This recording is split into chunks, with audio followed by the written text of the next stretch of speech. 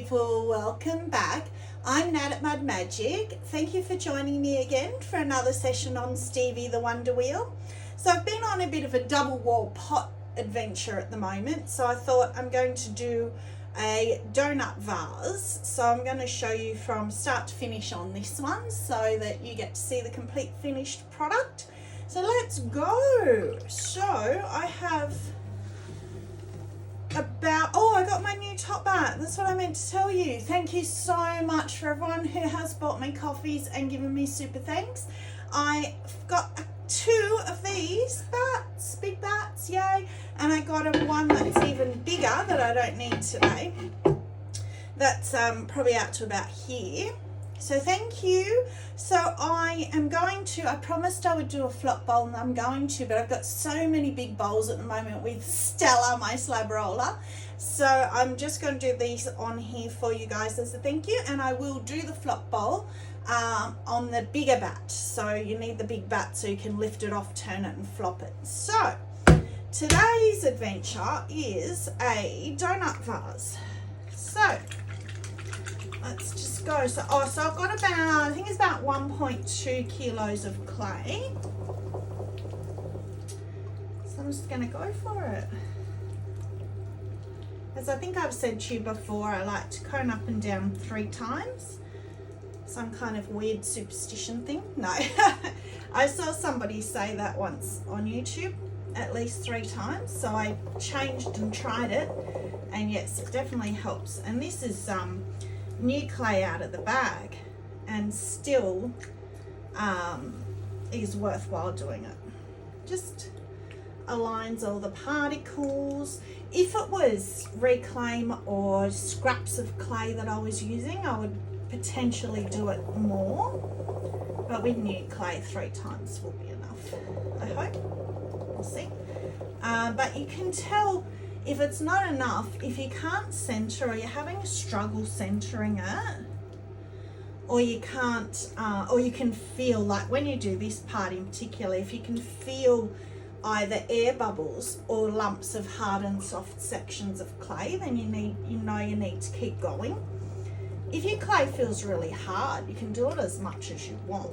If your clay's a bit wet, like the Keen 6, the one that I use here, tends to be a bit of a softer clay, so it doesn't like to be played with too much, but this is not a big piece, so that's okay. So centered, and then I just bring it out.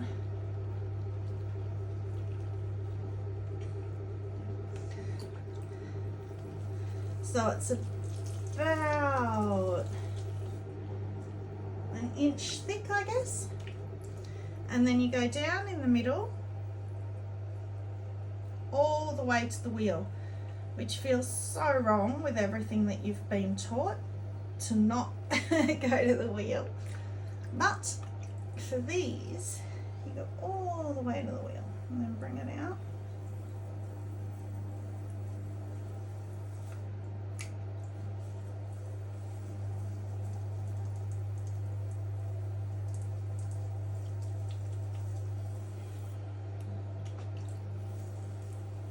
So with the clay, like I said, about 1.2 kilos for this one, but for a donut vase, it doesn't matter, because whatever you use is the size that you'll get for your vase. So if you want your vase a bit bigger or smaller, it doesn't really matter, which is so nice, not having to worry too much. So about like that. So it's the same principle as those double-walled bowls and vases that I showed you already. But you're just coming all the way down in the center to make this donut. So, you can use these donuts for anything, for decorative or anything. You don't have to make a vase out of it, but that's just what I intend to do. So then just go down in the middle in between to make 2 walls. Your finger, just split it down the middle.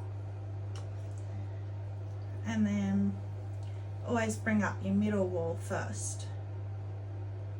And again, doesn't really matter because all this is going to do is indicate the size of your internal cylinder that's going to hold the water.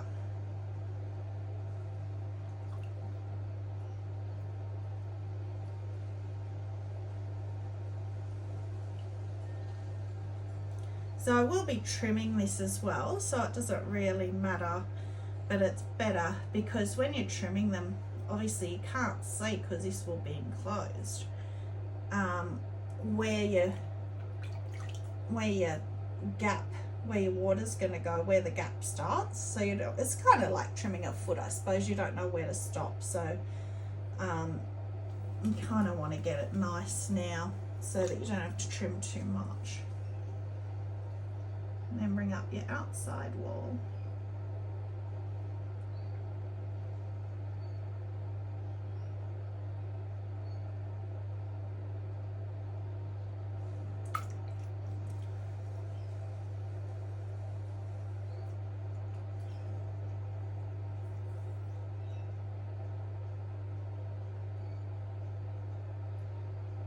So as you can see, I just sort of pull with one finger inside because you can't fit anything more than that in there.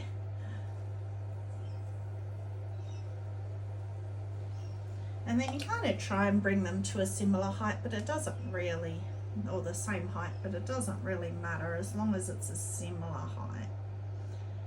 And then you sort of kind of go out and around because you want to have some room and you also want it to look like a donut.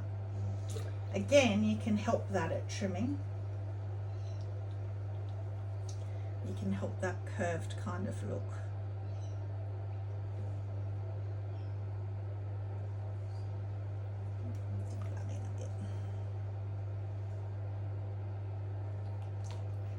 So I'm just kind of wetting the wall with my finger because I don't want to squeeze the sponge and have too much water in there, because I'm going to close it off in a minute.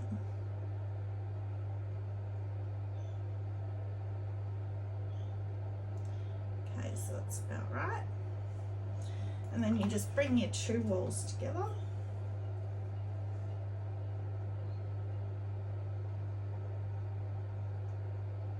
Actually, I might kind of like, before I do that, I might push that in that way so that it's rounded inside as well. Why not? Then it will look more like a donut. And then you want to kind of kiss them together as I've shown you before. Like that. And they're all joined. And because they're joined, there's air inside and it makes it much easier now to finish off and round that a bit nicer and kind of just make it a bit prettier. So, you know me, I love my metal rib. So you just get a tiny little lump there when you join them. So you just kind of go over that. But plus you have that join, so you want to compress it a little bit, make it a bit stronger.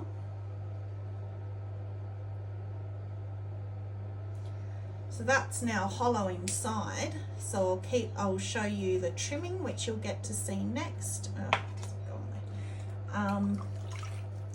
For me, I'm going to have to wait a few days to see that, and then so normally, you know, when you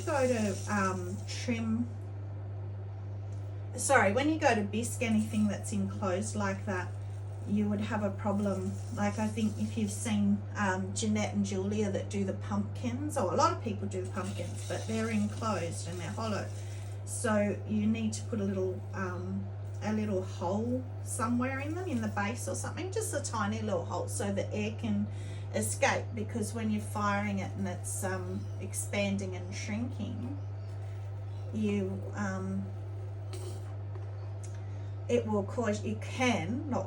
can cause your piece to explode in the kiln.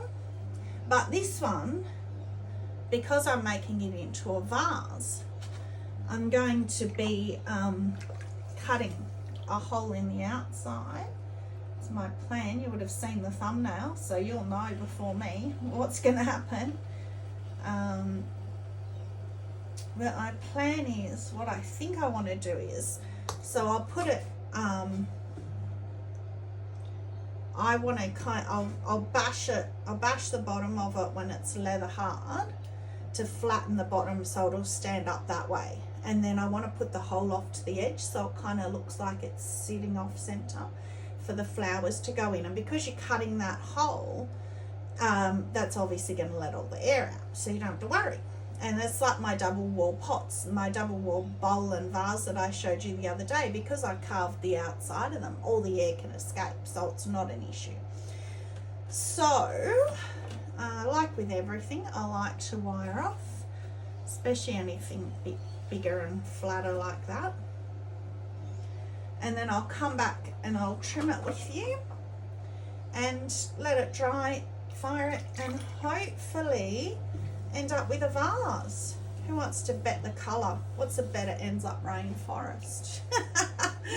All right, well that's it. So thank you very much for joining. I hope you enjoyed that. I won't say goodbye because I will be going into the trimming stage next. Hi everyone, welcome back. So it's the next day for me now, but it's about 2 seconds later for you guys. These are ready for trimming now. I ended up throwing 2, so I thought I might as well trim both. And I got my new tea towel. You're the bee's knees. Everything is very bee orientated for me at the moment with my bee canisters and everything, so I thought that was cute. I mean, the top here doesn't really need much at all. It's quite nice, just sort of, I'll just tidy it up a little bit. Especially where you join them there, you just want it to be smooth, but it's more the underside that's going to need a bit more work.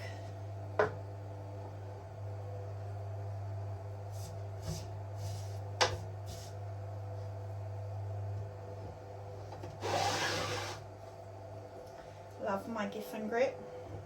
If you don't have a Giffen grip, it's one of the best investments I ever made. So you want these to kind of look rounded if you possibly can. It's hard because this is the side that you cut off the back. And it's also hard because you don't know how much room you have in here.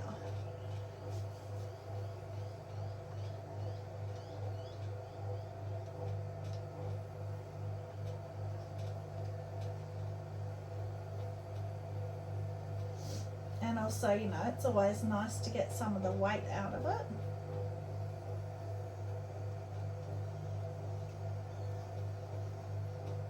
So normally I put a barrier up, as I've said before, but just so you can see I haven't. That's why my clay is going everywhere, but I'll pick that all up later.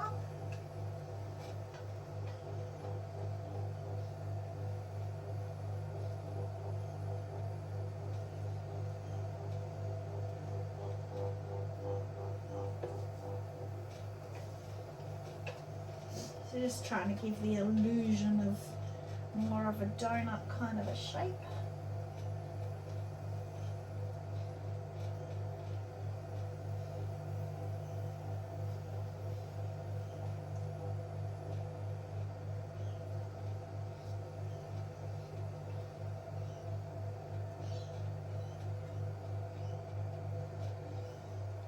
And then I got this idea from He's in Ling, but it works beautifully, is to use a river rock, like a polished stone, to sort of burnish it and make it all nice and smooth, shiny. So I've got to do that on the other side, but you get the idea.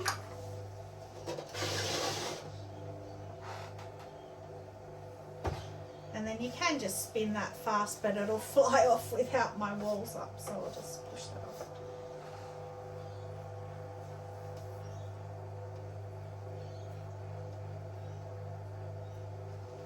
So I'll just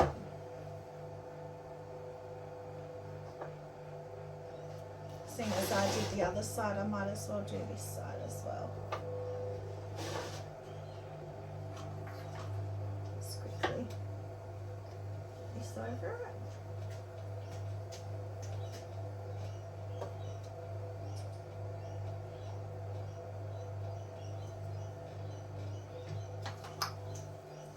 And you do get a few little marks from the gift and grip holder. You can get little pads, which I'm going to get. Haven't got them yet, but they're on my wish list. But I just get the sponge and sponge them off, little indent marks from the foot and the little feet things.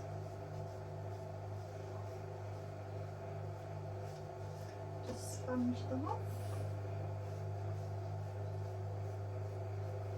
Right, now this is a little bit harder than I like for trimming. Too bad. What I was hoping to do is kind of like, but I don't want to, because it's a bit dry, I don't want to hurt it. I want it to flatten that down so that it will stand.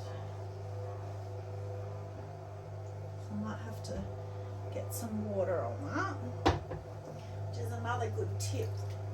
If you've ever got anything that's not quite flat, just wet it and go like that.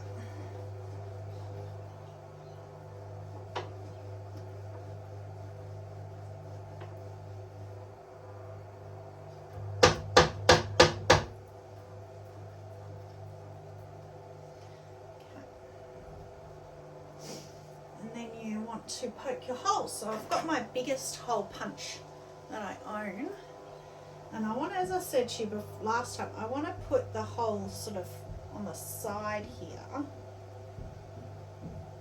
But you want it to go right through.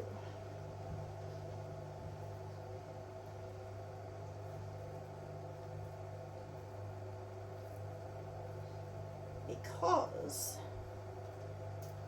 if you have long stemmed flowers, like roses for example,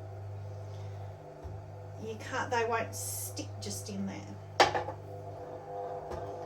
you take that right through there.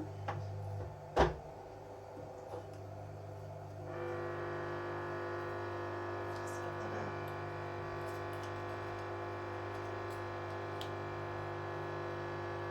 out.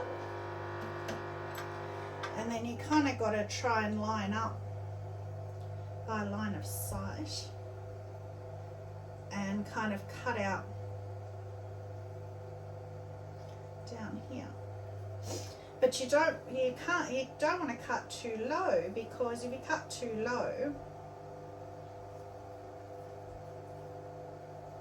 you're going to have nowhere to keep water.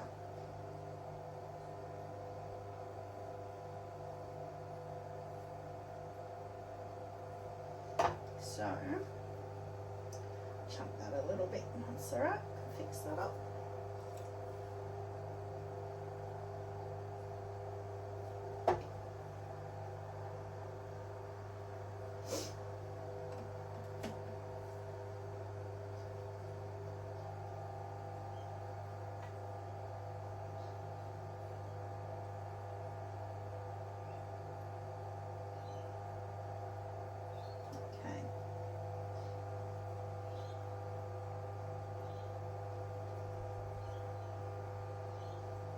So when that comes through the other end, it'll be like that, and you'll be able to put flowers right through, and I'll play more with getting that base a lot flatter and more stable. I mean, it's standing, but it needs to be a bit more stable.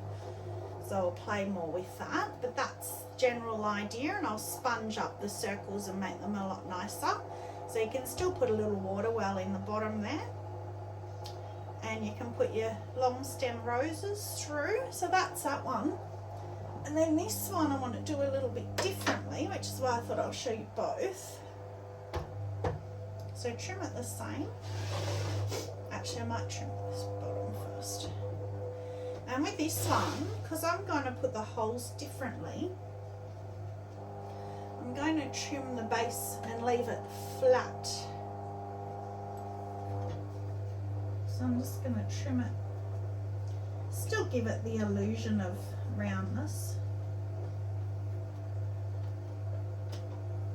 so that from the top it still looks round.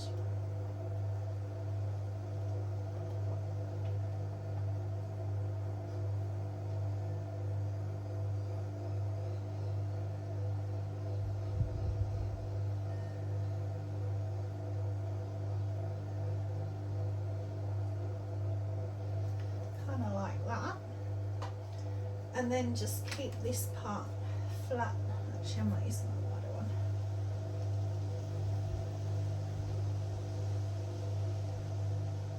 Like that. And then I just realised I didn't stamp my other one, but I'll stamp it later.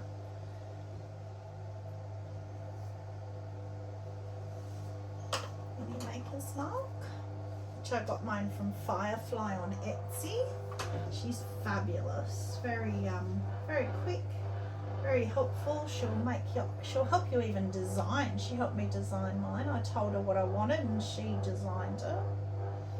And I got all different sizes. So I used the biggest one, but I've got right down to a tiny little one, depending on what size foot I've got to stamp.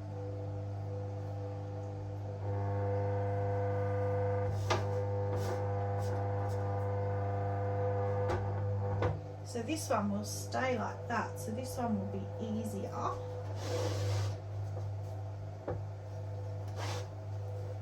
You don't have to try and get it to stand up when you do it like this.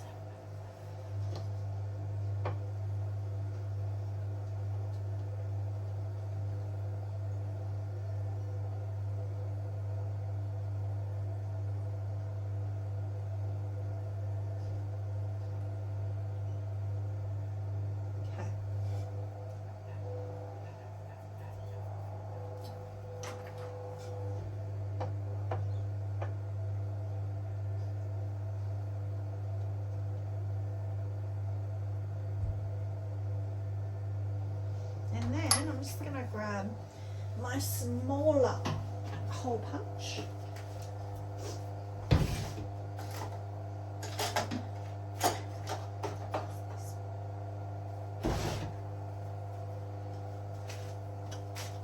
So I've got two different ones. I think I'll go with this one first, and if it's too small then I can do bigger holes over. So you just poked holes like that, which I think that's a bit small. Go with the one that's a little bit bigger.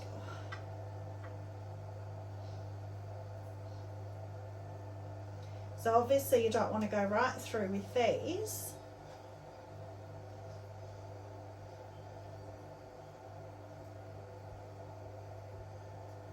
Yep, I have to get that out.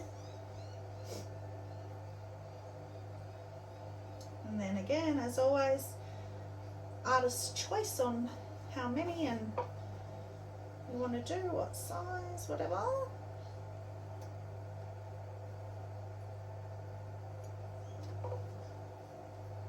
Then go back and sponge and clean them up a bit.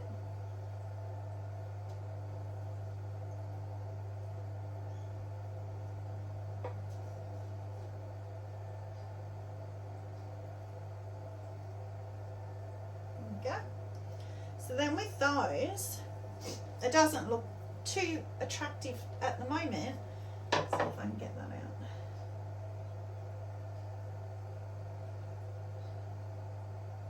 Yeah, it's not going to come out. Oh, that's right, I'll play later. Anyway, but what you do is you just put tiny little like dried flowers or baby's breath or little cute little flowers around there, or you can even put like draping ones and hang it, whatever you like, and it just sits flat like that, so it's much easier